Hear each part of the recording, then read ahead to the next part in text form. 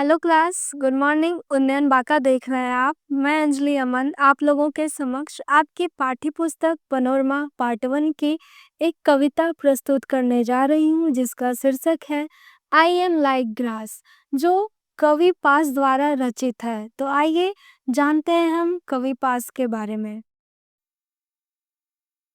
About the poet. The poet is Pash, whose full name was Avtar Singh Sandhu. इसके जो कवि है पाश, उनका पूरा नाम अवतार सिंह संधू है। वॉज ए पंजाबी पोएट, वो एक पंजाबी कवि थे। ये मूलतः पंजाबी भाषा में ही अपनी कविताओं को लिखते थे। बॉर्न ऑन 9 सितंबर 1950, तलवंडी सालेम पंजाब। इनका जन्म 9 सितंबर 1950 को पंजाब के तलवंडी नामक जगह में हुआ था। डाइड ऑन 23 मार्च 1988, इनकी मृत्यु 23 मार्च 1988 को हुई। महज 38 साल का इनका जीवन चक्र रहा।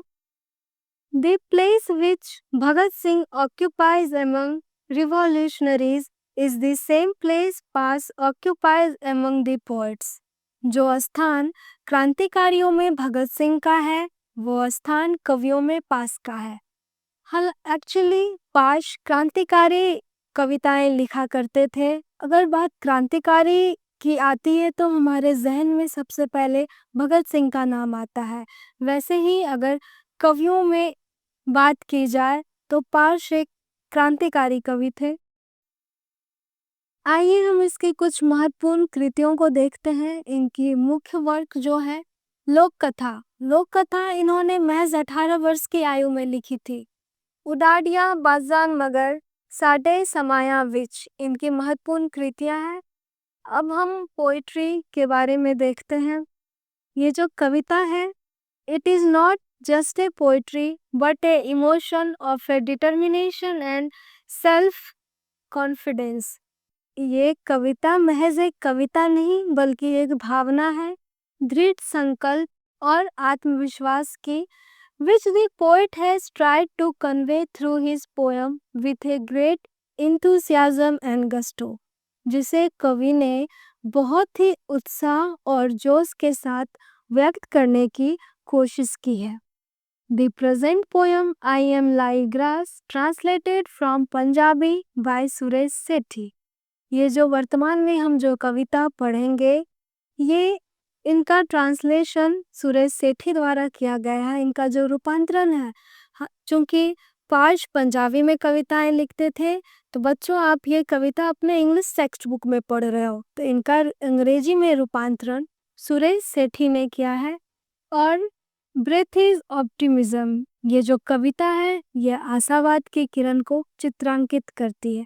आइए हम कविता की तरफ बढ़ते हैं।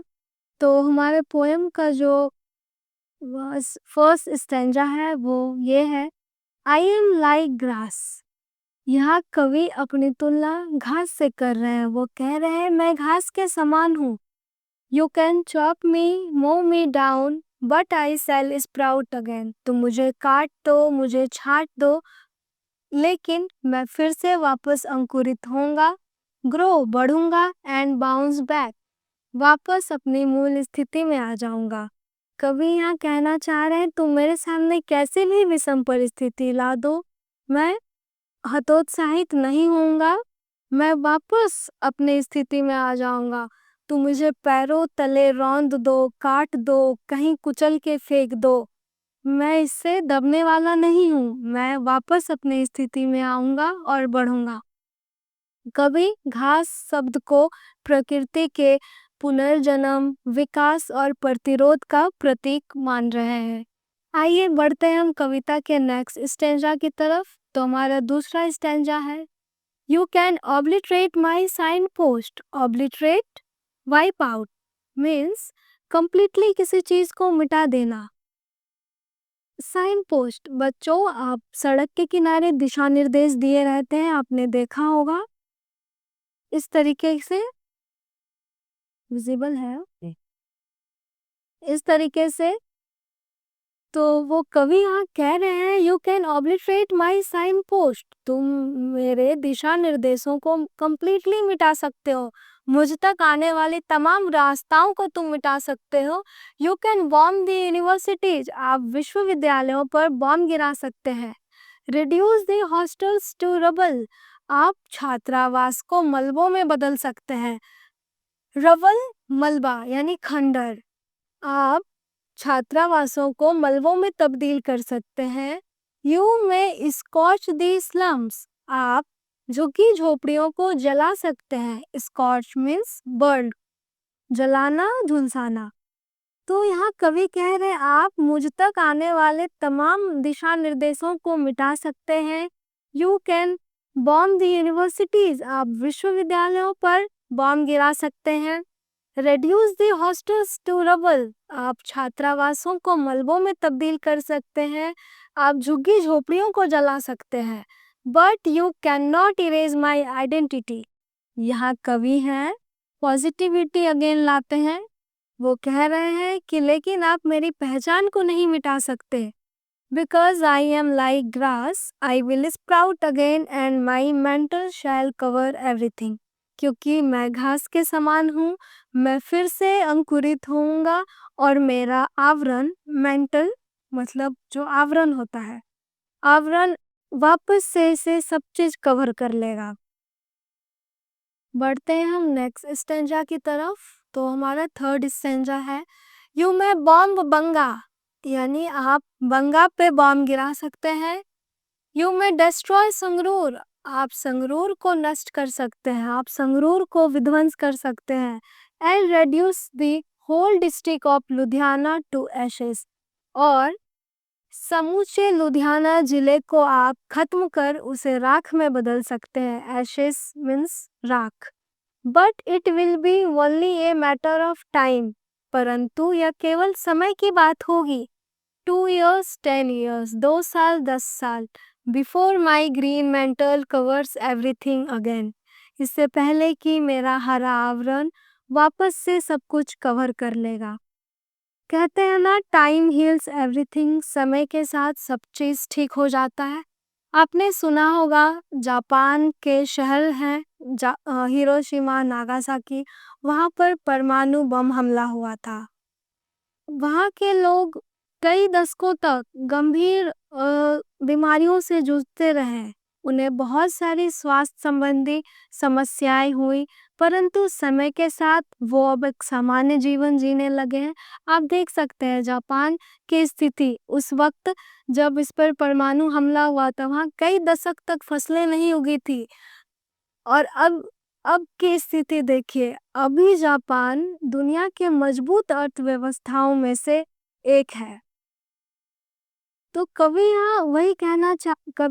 यहाँ कहना चाह रहे हैं कि आप चाहे तो बंगा पे बॉम्ब गिरा सकते हैं, पूरे संगरूर को नष्ट कर सकते हैं, पूरे लुधियाना जिले को आप राख में बदल सकते हैं, परंतु कब तक? यह बस एक समय की बात है। एक समय के बाद सब चीज वापस से पुनः अपने मूल स्थिति में आ जाएगा, अपने मूल रूप में आ जाएगा, और मेरा ये जो हरा आवरण है ये सब चीज कवर कर लेगा, क्योंकि मैं घास हूँ।